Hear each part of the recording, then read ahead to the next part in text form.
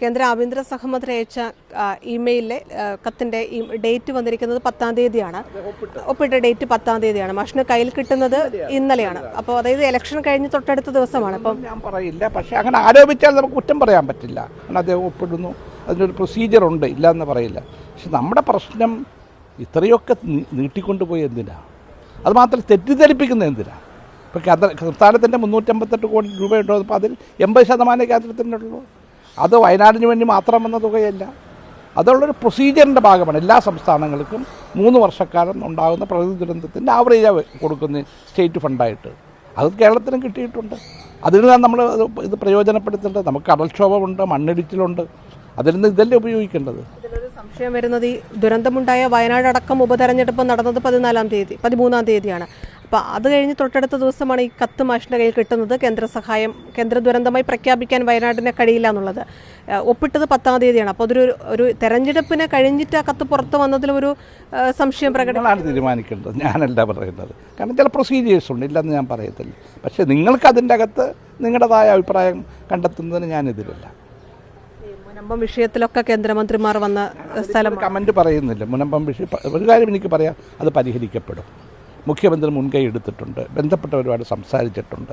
ഞങ്ങളൊക്കെ ഇതിൽ ഇടപെട്ട ആളുകളാണ്. ആദ്യകാലം മുതൽ ഇടപെടുകയും പരിഹരിക്കപ്പെടുന്ന തുറന്ന വിശ്വാസം, ഉറച്ച വിശ്വാസമുണ്ട്.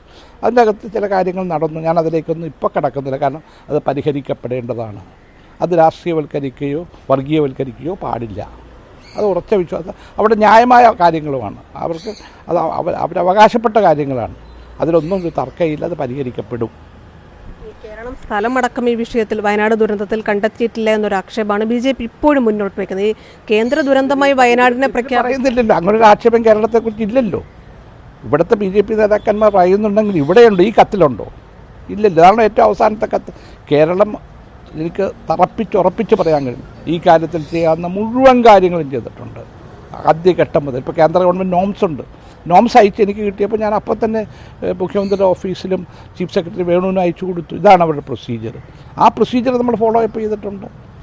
നമ്മൾ ഇതിനകത്ത് മെമ്മോറാണ്ടം കൊടുത്തിട്ടുണ്ട്, ഫൈനാൻഷ്യൽ മെമ്മോറാണ്ടം കൊടുത്തിട്ടുണ്ട്, മറ്റ് ഡീറ്റെയിൽസ് കൊടുത്തിട്ടുണ്ട്. ഇനി എന്തെങ്കിലും ഉണ്ടെങ്കിൽ അവർ പറയട്ടെ. അവർ പറഞ്ഞിട്ടില്ലല്ലോ ഇനി കേരളം എവിടെയെങ്കിലും ലാപ്സ് വരുത്തി എന്ന് പറയുന്നില്ല. അങ്ങനെ പരാതിയില്ലല്ലോ. ആന്ധ്ര, രാജസ്ഥാൻ അടക്കമുള്ള സംസ്ഥാനങ്ങൾക്ക് കോടികൾ, എനിക്കൊന്ന് 700 കോടിയോ മറ്റോ അത്രയും കോടികൾ കിട്ടിയിട്ടുണ്ട്. പക്ഷേ അതിൽ നിന്നൊരു ഉദാരമായ സമീപനം എടുക്കണമെന്ന് ഞങ്ങൾ പറയില്ല. പക്ഷേ അവരോട് എടുക്കുന്ന സമീപനം എന്തുകൊണ്ട് കേരളത്തോട് എടുക്കുന്നില്ല? അവർ നമ്മൾ ഈ രാജ്യത്തിലെ ഒരു സംസ്ഥാനങ്ങളിലൊന്നല്ലേ കേരളം. വിവേചനം കേരളത്തോട് ഇക്കാര്യത്തിൽ ഉണ്ടായി എന്ന് തന്നെയാണ് താങ്കൾ കരുതുന്നത്? നിങ്ങൾ തീരുമാനിക്കട്ടെ. നിങ്ങളിത് കണ്ടു കഴിഞ്ഞാൽ എന്താണ് കേന്ദ്രത്തിൻ്റെ സമീപനമെന്ന് നിങ്ങൾക്കൊക്കെ തീരുമാനിക്കാവുന്ന കാര്യമാണ്.